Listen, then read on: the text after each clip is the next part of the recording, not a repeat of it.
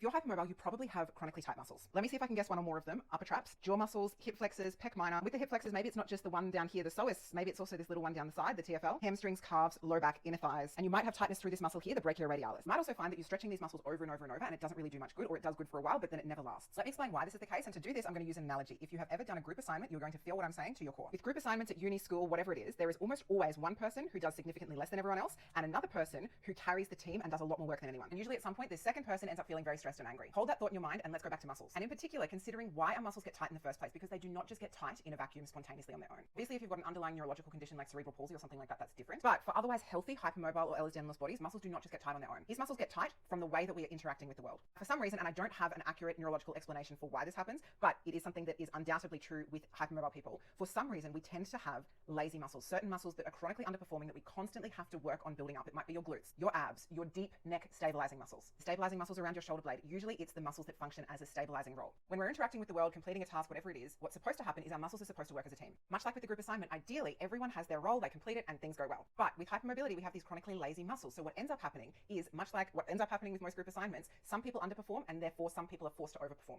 And these overperforming, overworked muscles show up as our chronically tight muscles. And this is why you might stretch them, dry needle them, massage them, and for a while it feels better, but then the next day they just show up as tight again. Just like with the group assignment, that group member that's overworked, you can send them off, say, go take the day off, go to the beach for the day, and they might feel a bit more relaxed after that day off, but then the next day when they come back to do the assignment, they're still pulling more weight than they should, and they will go back to feeling overworked again. So in order to make a lasting improvement, we need to find these lazy or underperforming muscles and get them to come to the party a little bit more. The next question people always ask is, how do I know which muscles these are? And sometimes this is easy to figure out, sometimes it's not so easy to figure out. As an exercise scientist with my clients or also with my own body, because I have HEDS, there's two places that I'll usually look to start with. Firstly, what's the opposite muscle? Because usually the opposite or antagonistic muscle, when that one's weak or underperforming, that can lead to this pattern forming. So to help you understand what I mean by antagonist, when we're doing a bicep curl, we're bending at the elbow. Biceps are one of the main muscles performing that exercise. The opposite movement is to extend our elbow, which our triceps do. So our biceps and our triceps are antagonistic muscles in this instance. So in a hypermobile body with tight hip flexors, I'll probably be looking at the glutes as one of the first things to test. If they're weak and underperforming, sometimes that might fix it. Antagonist muscle is one thing to investigate. The other thing I'll look at is synergist muscles. The synergist muscles are muscles that help perform the same movement. So for example, this is hip extension, and my glute max is one of the main muscles that do that, but my hamstrings also contribute and my adductors also contribute. The chronically tight hamstrings, sometimes we take a closer look and we realize that every time you're doing hip extension, you're over-relying on your hamstrings and your glutes are not contributing as much as they could be. We get the glutes a bit more involved and the hamstrings get a chance to relax. Now, like I said, sometimes it's a simple fix, sometimes it's a bit more complicated to figure it out, but that's the process that I use and the two places that I usually start looking. Love to know if this video has helped you. Let me know in the comments.